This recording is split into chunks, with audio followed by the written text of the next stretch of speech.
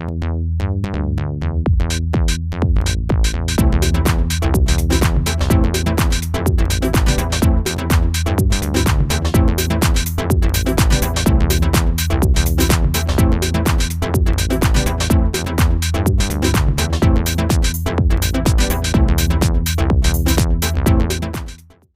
have the distinct honor and privilege of introducing our next speaker, who is one of the nicest, greatest gentlemen I've ever met in my life.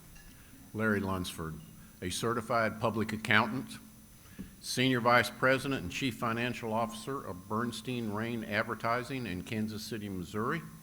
He and his wife, Jill, have 2 children, Trent and Kara. In 1992, Larry was introduced to Rotary and served as an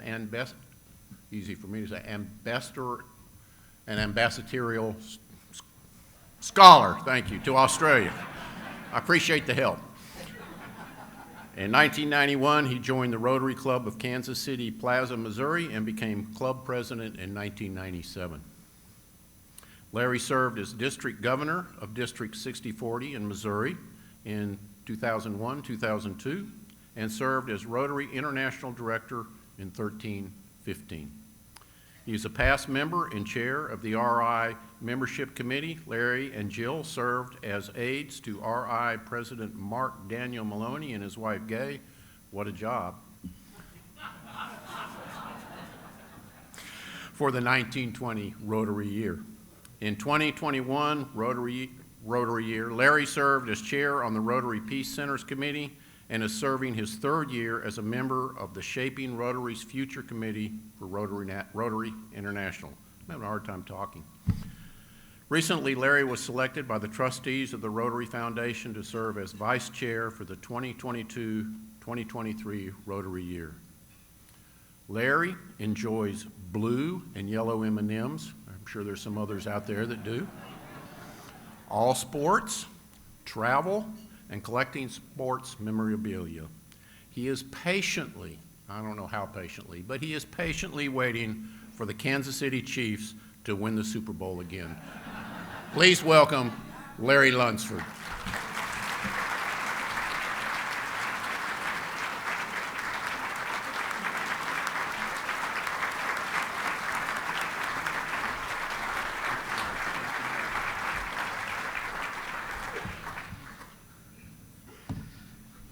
Well, thank you, Mike. A nice warm welcome. Thank you. It's always a good time to stretch after a nice meal, right? And what a privilege it is to be here with you in Chattanooga, Tennessee.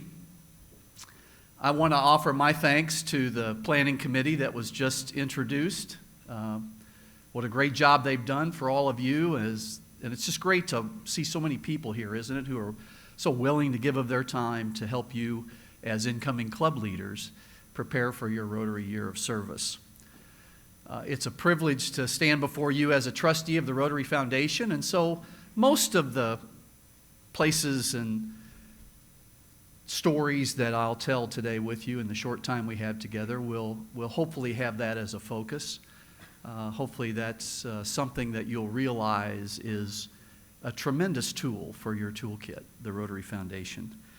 But I'll also take you on a couple of other journeys along the way, and I'm really looking forward to our time together. So thank you for the privilege of speaking at Mid-South Pets. Thank you to Linda for her invitation.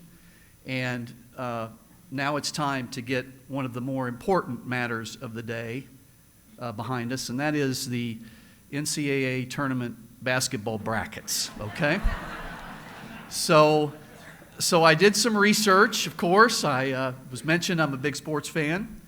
And I want to use this as a learning and training opportunity, okay? So let's see how this goes. So I researched, of course, that Memphis and Tennessee and Chattanooga, 3 universities in Tennessee, right, made the NCAA tournament. Yes, all right.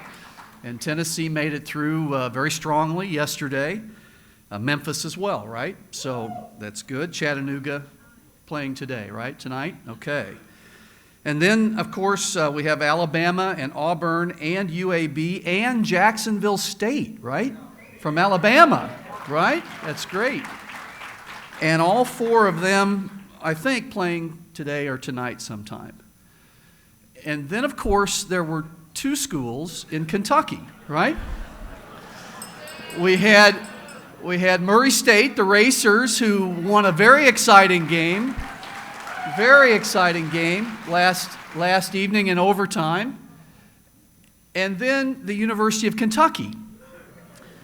And so you say, Larry, that's bold leadership, courageous leadership to tackle this University of Kentucky loss. But as I mentioned, it's a training and development and learning opportunity because you see, it seems to me that with your President-elect Jennifer Jones speaking so much to you appropriately about the care and concern of Rotarians, I think that it gives all of you from Tennessee and Alabama an opportunity to practice that this weekend with the University of Kentucky fans who might be with us, okay?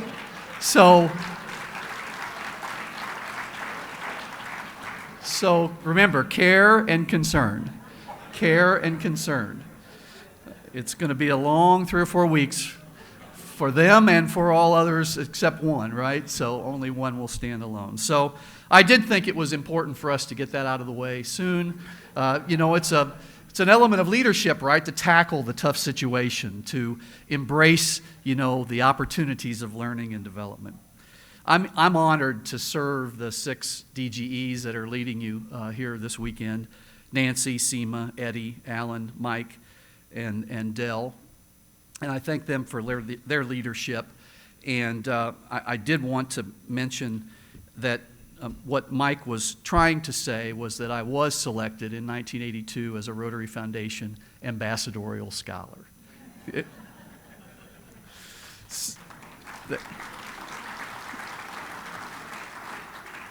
And that did start a journey that leads us to be together here in Chattanooga today. And so, a weekend like this is one where I think Mark Maloney mentioned it last evening when we had this group on the stage, which was a great idea, by the way, from Elizabeth, and I hope you enjoyed that. It was fun to participate in that. I think he mentioned at some point, you're away and you can kind of focus your attention, except for checking the basketball scores, I know, but you can kind of focus your attention on really planning for your year and hopefully sharpening your vision. And I wanted to just give you a couple of examples of this notion about vision. And one of them comes from 4-year-old Joey.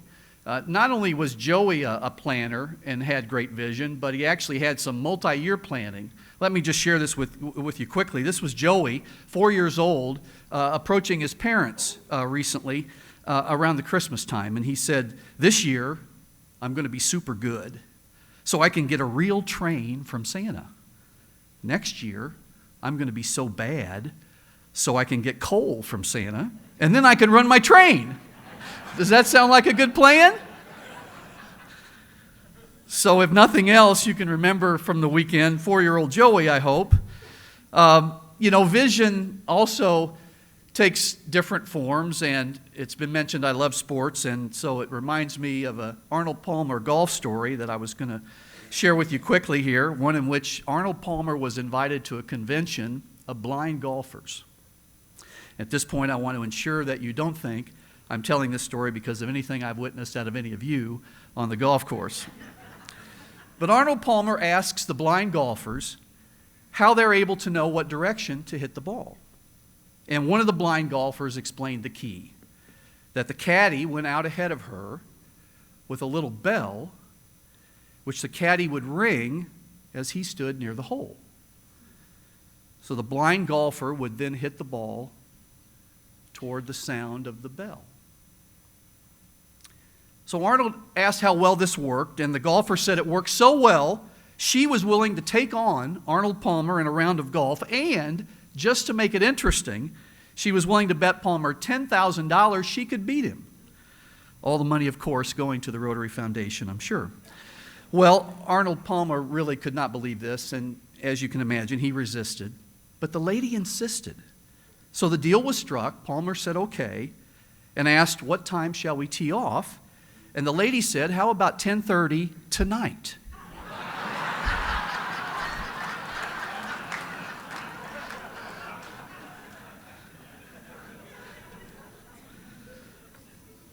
So vision, friends, takes a lot of different forms and shapes and sizes. And I did have the opportunity, I want to tell you, to come to you this weekend from Fort Lauderdale. Well, we live in Kansas City. We actually live in Overland Park, Kansas. And so I grew up rooting for Missouri, even though we're very close to University of Kansas. They did win yesterday, by the way. And I'm not sure why I threw that in, but I did. And so I flew up, from Fort Lauderdale yesterday on Delta. It might shock you that I connected in Atlanta. I don't know whether that would shock you or not, but I did connect through Atlanta. And I took the opportunity to watch a movie. I didn't get through all of it because of the time, King Richard. The movie about King Richard, Richard, the father of Venus and Serena Williams, right? The tennis stars, and growing up from Compton and that sort of thing. And at the beginning of that movie, he said in the very early stages of the movie, look, I had a 78-year plan for these girls before they were even born, right? So, I guess that's another element of multi-year planning that I saw on my way up here. But really where I want to start to go with you right now is to talk about the journey of a wonderful 105-year plan that continues to evolve with your Rotary Foundation.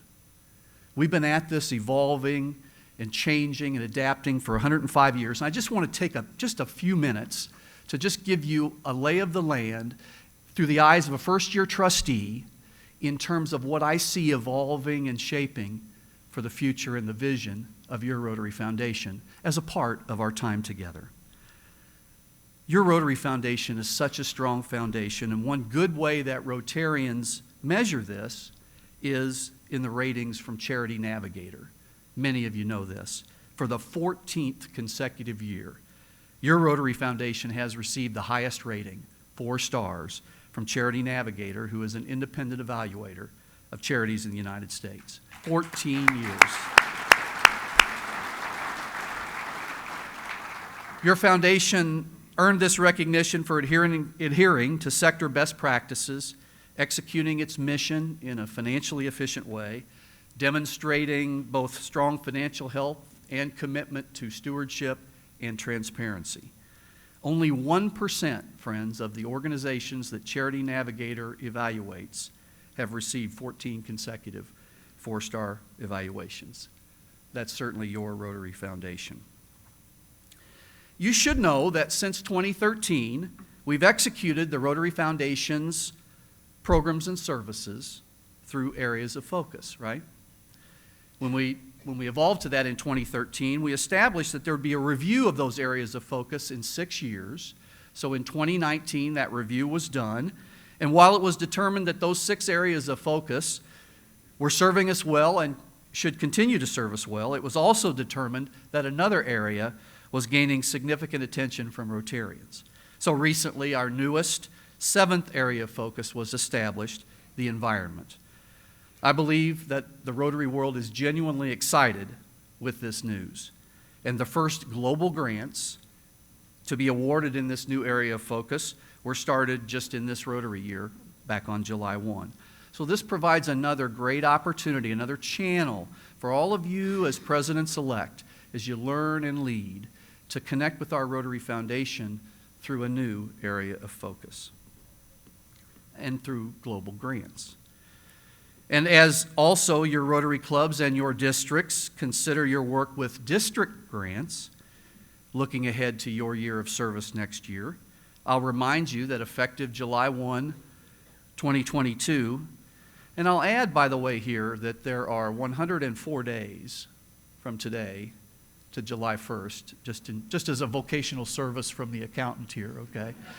Not to scare anybody or anything, or not to change the way all of a sudden you looked at this weekend, but on July 1st, districts and clubs like yourselves may allocate district grant funds to Rotaract clubs and their projects.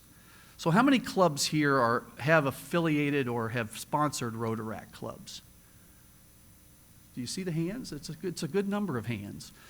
And an opportunity for others of you who might not have had the chance to do that. But remember that in this next Rotary year, we're hoping to engage the Rotaractors in that way. It's another way we're diligently working to try to show that we're partners with Rotaract, and that Rotaract is just not simply a program, So it's another nice new opportunity. Just trying to give you some nice bullet point headlines here. You may have recently heard about the Foundation's newest grant program. So we have global grants that we utilize with the monies that each of us donate to the Rotary Foundation. We have district grants, and we now have a larger scale program called Programs of Scale grants.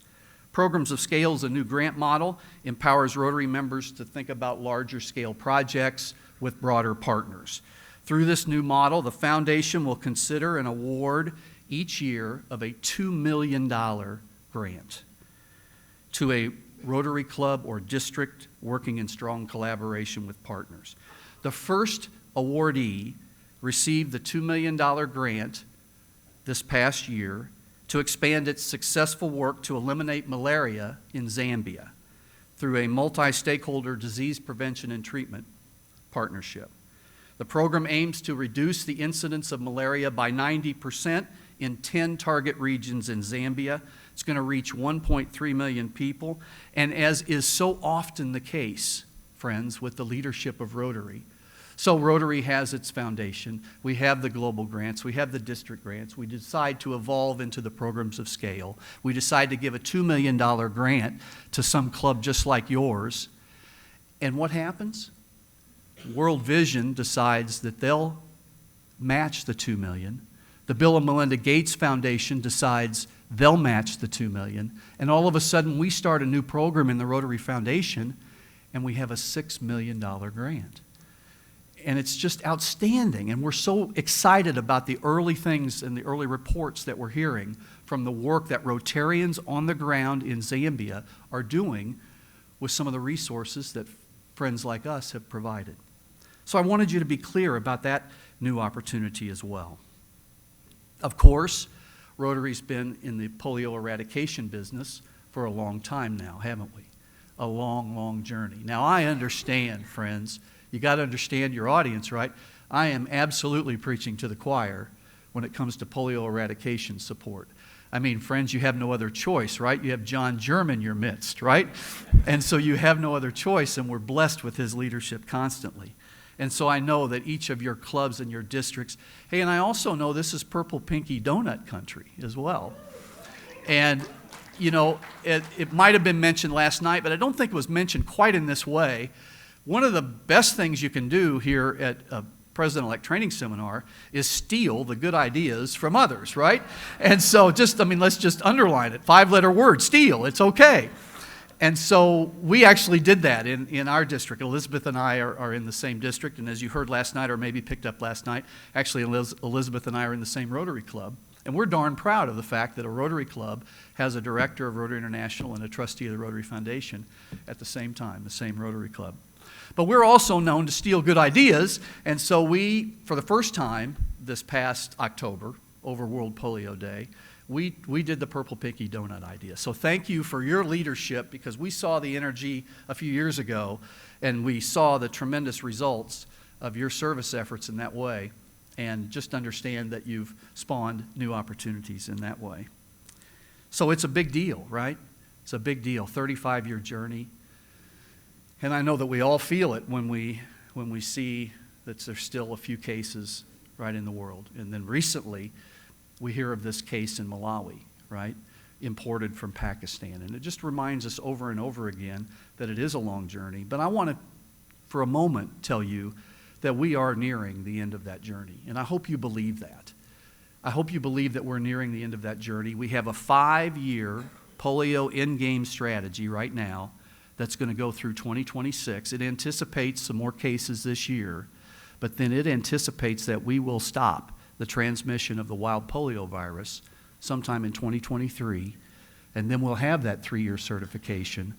And so, friends, by 2026, could that indeed be the year when we can all share with the world that there is no longer the wild polio virus? 2026 is the target right now, and we just have to stay the course.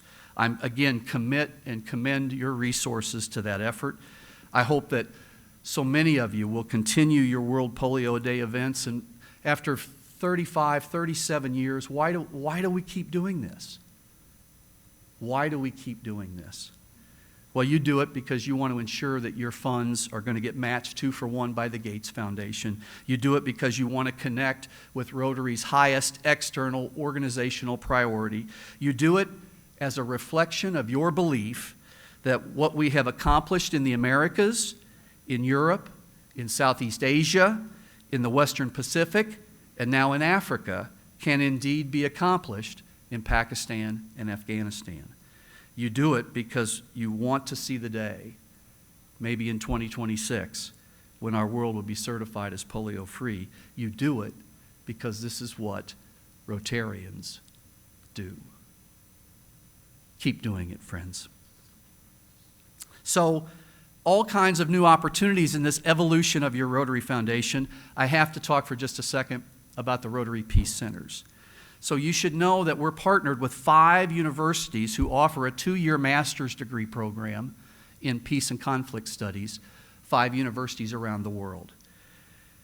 Recently, the trustees established a growth plan to establish by 2030 up to 4 one-year certificate programs regionally, each offering the one-year certificate program in Asia, Sub-Saharan Africa, the Middle East or North Africa, and Latin America. Just a nice complement.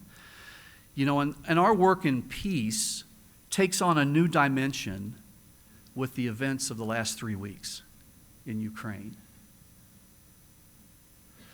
You know, we spent just a minute talking about the resolve that we have as Rotarians for polio, and we have this near equal resolve for world peace. And as a quick segue, you have to be thanked. I know that so many of you, probably all of you, reached into some of your resources in the last couple of weeks once John Germ called a meeting of the executive committee of the trustees and said, how will we help the folks in Ukraine and those refugee receiving countries to the west as those refugees leave Ukraine? And last night I got an update from our General Secretary and CEO, John Huco, that in the last 2 weeks, Rotarians have raised $3.2 million for the Disaster Response Fund.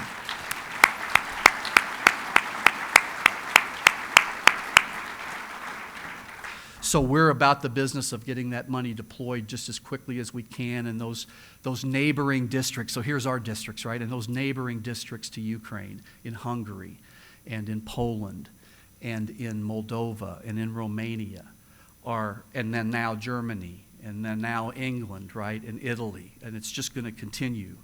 And so it's a wonderful that we can be Rotarians and have a channel to reach out, and that channel is your Rotary Foundation with our disaster response grants. And of course, I know that particularly, most recently perhaps, our friends in Kentucky know all about those disaster response grants as well, right, with the tornadoes in Mayfield. Is there a president-elect from the Mayfield Rotary Club here? Would you stand? Would you stand and just receive our love?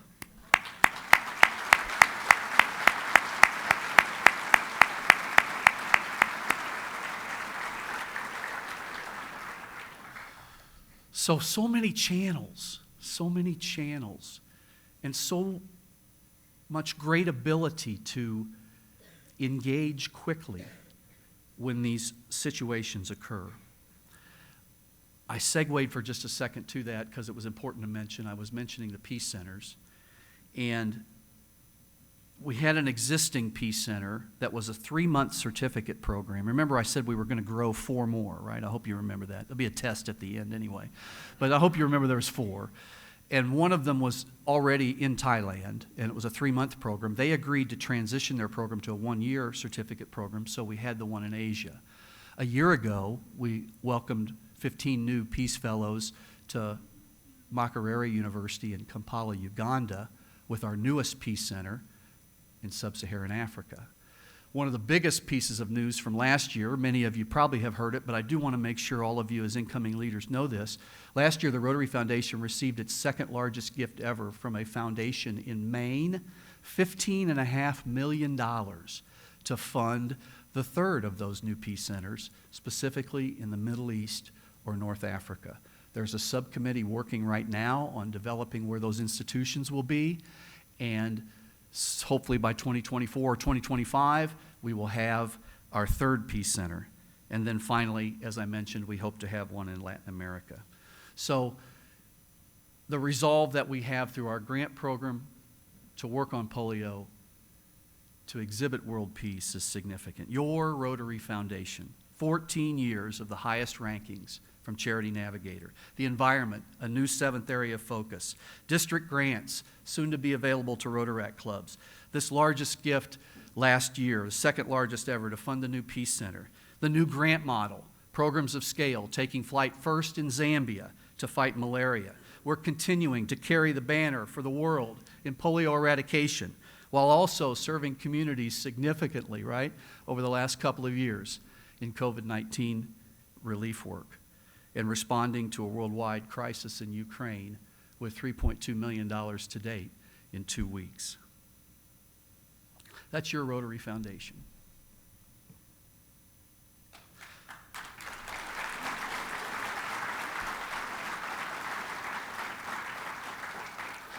My wife Jill and I support the Rotary Foundation every month through TRF Direct, with a direct withdrawal from our checking account to the checking account of the Rotary Foundation.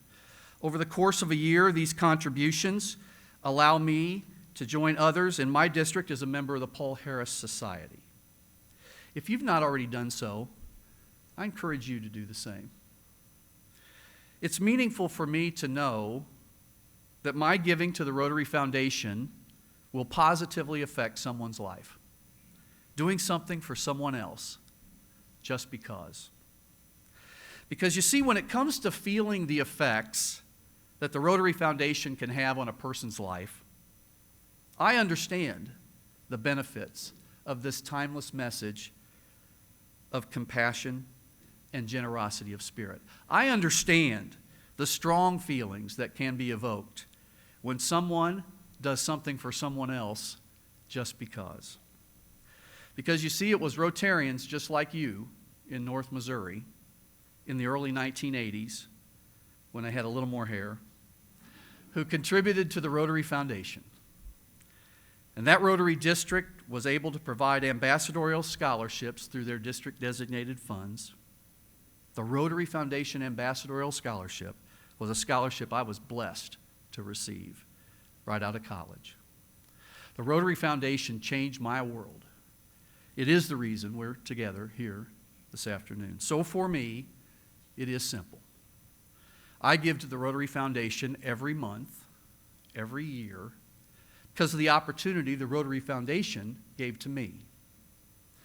And for each of you, it seems to me, as Rotarians in Kentucky, Tennessee, Alabama, or our colleagues who've joined us from Georgia,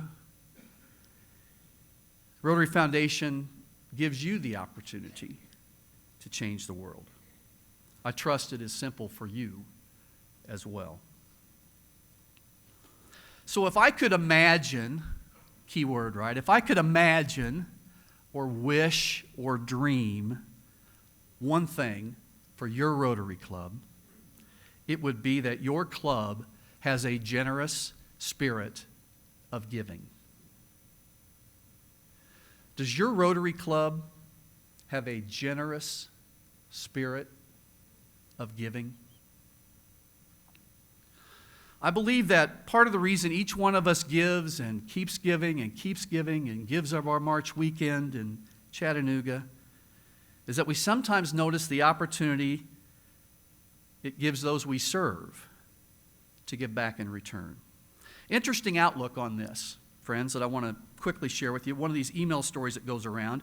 The subject line, kindness and opportunity.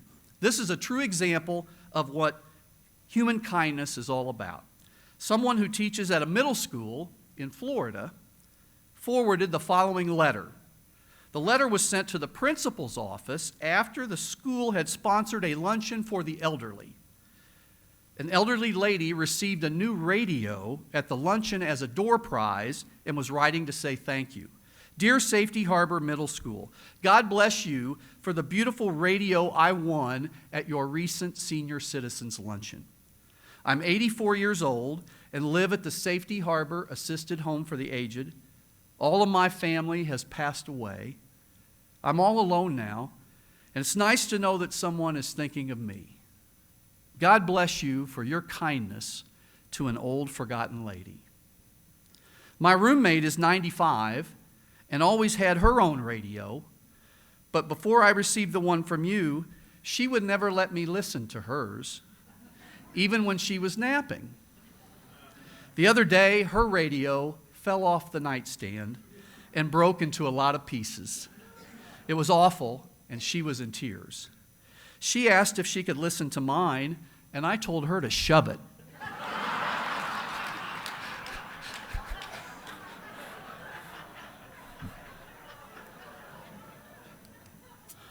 Thank you for that opportunity. Sincerely, Edna Walters.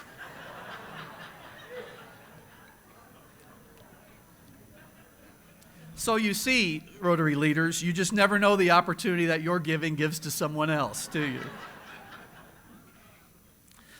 So I mentioned the number 104. I was going to remind you again, there's 104 days between now and July 1st. I'm not sure why I'm doing that, but I guess I am. So last night, when Elizabeth convened this session up here, one of the elements that she was asking around the horn was, pieces of advice for your year as president, and she was often saying in 10 words or less. And while she didn't pose that question directly to me last night, I had prepared at least enough and had gotten something down under 10 words, and it was this: determine your Rotary passion and make a plan of it. Determine your Rotary passion, that specific thing that really turns you on, and as you get ready to lead your club next year, make a plan of it. So during my leadership journey, I do want to admit to you that there was a particular idea that has crossed my path, and it has become a passion. It's a project where we collect new shoes for orphans around the world. It's a project called Shoes for Orphan Souls. A lot of people in this room know that about me, and some of us are meeting for the first time. And for you to really know me, I think you'd have to know that I'm a shoes cheerleader, among other things, in my district. And we've been at that now. It was a new idea, and we've been at that now for 21 years in a row, and we've collected 375,000 pairs of new shoes for orphan children who have nothing over the last 21 years. And so I really thank you, that's kind of you, thank you.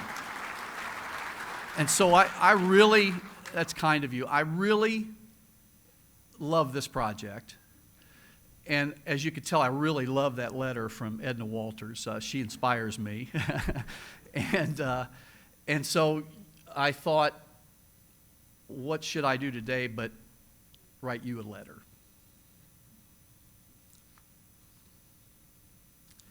Dear Rotarians at Mid-South Pets, one day in August, out of 9,600 pairs of shoes that were loaded on the trailer by District 6040 Rotarians at the Holiday Inn in St. Joseph, Missouri, my friend Scott pulled out one particular pair of boots, light brown boots they were.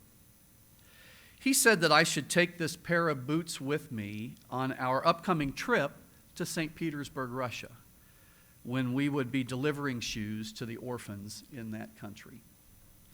He said that I should find the child for which that pair of boots was the perfect fit. So I did. 4 months later, in November, about 5 days into our Russia trip, a young boy, 11 years old, named Victor, was my child at orphanage number 32. After spending a couple of hours with Victor, I came to realize that he might indeed be the child for which that pair of boots would be the perfect fit. So I took a piece of paper off of the bulletin board and through the interpreter asked if Victor could take off the dilapidated shoe he was wearing, and I traced his footprint on that piece of paper. And then I walked out into the cold and the snow to our bus to get the pair of boots out of my backpack. And I placed that pair of boots up against that footprint, and he was. Victor, in St. Petersburg, Russia, got a new pair of shoes. When he put them on, he hugged me, and I hugged him. Because of many experiences like this in Russia, I decided that I must go on another shoe delivery trip. So I did. 14 months later, in January, about 3 days into our Guatemala trip, a footnote here is that I highly recommend Guatemala in January over St. Petersburg in November. A young boy, 8 years old, was my child at the Zacapa orphanage. It was hot, it was dusty and dirty.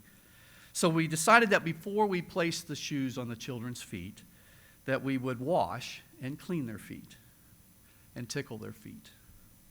We used the green surgical gloves to do so, and of course, threw the green gloves away when we were through. All the while I was with this young boy, I tried through our interpreter to learn his name. You see, it added meaning to the experience to know the name of the child with whom you were engaged. 5 minutes, 10 minutes went by. This young boy would never say his name. Our interpreter finally told me that perhaps he did not know his name. Oh well, he loves his new shoes. When he put them on, he hugged me, and I hugged him.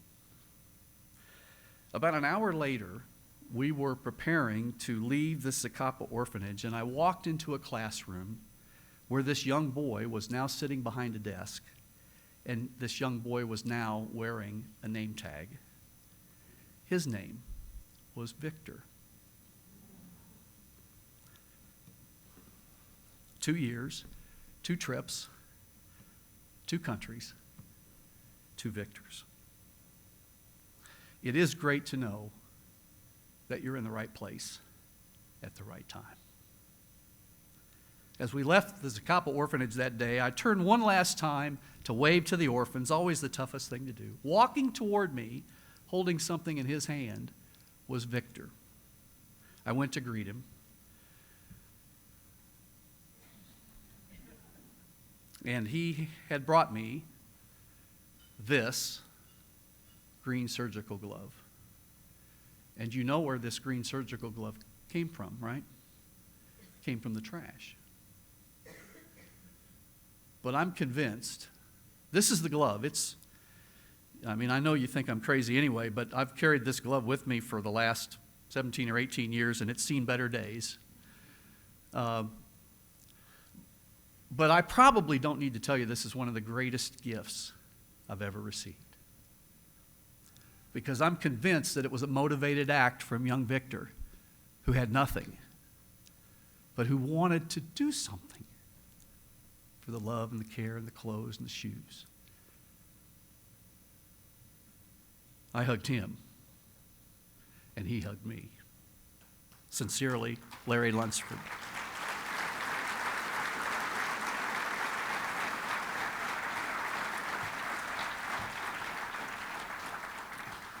So I need to start moving toward closing. I'm getting the ayes, and so I'm almost there, so we're all in good shape.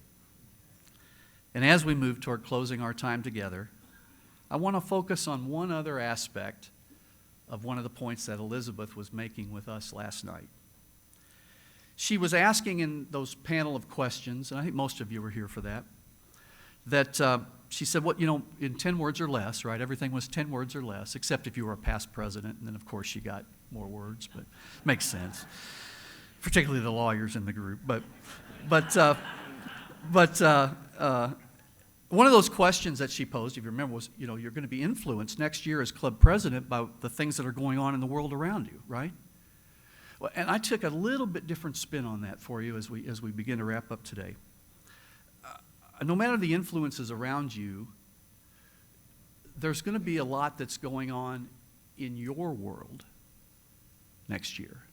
Not necessarily also the world around you, but in your world. And so you're going to be influenced next year by what's going on with your work, or whether you're retired, or whether you have young children at home, or whether you're caring for I mean, those are going to influence the type of time and leadership that you can provide, right?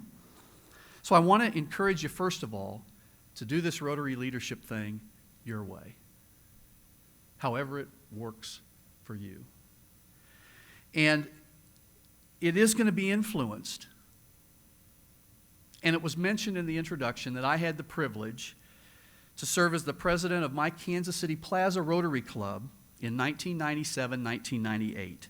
So it was 25 years ago when I was sitting in similar seats in Jefferson City, Missouri, at Missouri's Show Me Rotary President-elect Training Seminar, and I was preparing to lead my club, and boy was I energetic, and I was ready to go, and I'm developing my vision, and somebody from the podium said, "You got 104 days left until July 1st, and all those sorts of things, and creating and soaking up all those new ideas. And when I started that club president year, in July 1997, our son was 2 years old, and our daughter had been born on June 3rd, 3 weeks prior. So during the time I was serving as Rotary Club president, are you with me? Jill and I were reading a lot of children's books to our children at night. So I can think of no better way to head toward conclusion to encourage you to leave here this weekend with the goal of creating a more diverse, equitable, and inclusive Rotary Club than to share with you the children's book by Shane DeRolf called The Crayon Box That Talked. As I read this book to you, yes, trustee of the Rotary Foundation is about to put you to sleep, right? Okay. As I read this book to you, I want you to think about your children and your grandchildren that you've left this weekend to come and be trained. I want you to think about your own Rotary Club. I want you to think about the places in your community where there are needs to be met. And I want you to think about Rotary and the color blue. Here we go, friends, the crayon box that talked. While walking in a toy store the day before today, I overheard a crayon box with many things to say. "I don't like red," said yellow, and green said, "Nor do I. And no one here likes orange, but no one knows just why." And that is very courageous to do here, standing in Tennessee. I do understand. I do understand that. I thought about it, and I still brought the book, okay? "We are a box of crayons that doesn't get along," said blue to all the others. "Something here is wrong." Well, you, as incoming club president, I bought that box of crayons and took it home with me and laid out all the colors so the crayons could all see. They watched me as I colored with red and blue and green and black and white and orange and every color in between. They watched as green became the grass and blue became the sky. The yellow sun was shining bright on white clouds drifting by. Colors changing as they touched, becoming something new. They watched me as I colored. They watched till I was through. And when I'd finally finished, I began to walk away. And as I did, the crayon box had something more to say. A Rotary Club's always got something more to say, doesn't it? "I do like red," said yellow, and green said, "So do I." And blue, "You were terrific," so high up in the sky. We are a box of crayons, each one of us unique. But when we get together, the picture is complete.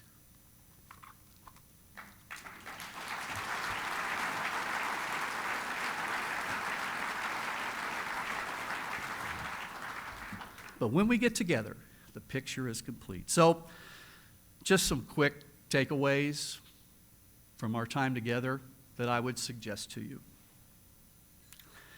Remember the care and concern for the Kentucky basketball fans. Particularly during these 2 years, I thank goodness for our membership in Rotary, right? and the opportunity to be a Rotarian. These past 2 years have tested us, that's for sure. But we've adapted, and under your leadership, we will continue to adapt to shape Rotary's future. The power of one of the best new ideas in Rotary ever, the Rotary Foundation. Add it to your toolkit.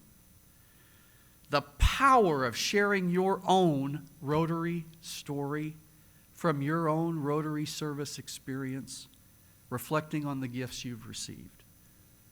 Add it to your toolkit. Like 4-year-old Joey with such vision, right? I hope that you'll display the vision that says you will never underestimate the capacity of the Rotarians in your Rotary Club. We're going to do that again. Don't ever underestimate the capacity of the Rotarians in your Rotary Club. Create and further in your Rotary clubs a generous spirit of giving. Uncommon generosity, shall we say. Because the people around us who are in need are counting on Rotarians to be in the right place at the right time. Open up and add to the crayon box that is your local Rotary Club. Bring your club together next year, I encourage you, with a diverse, connecting, inclusive spirit like never before, because when we get together, the picture is complete.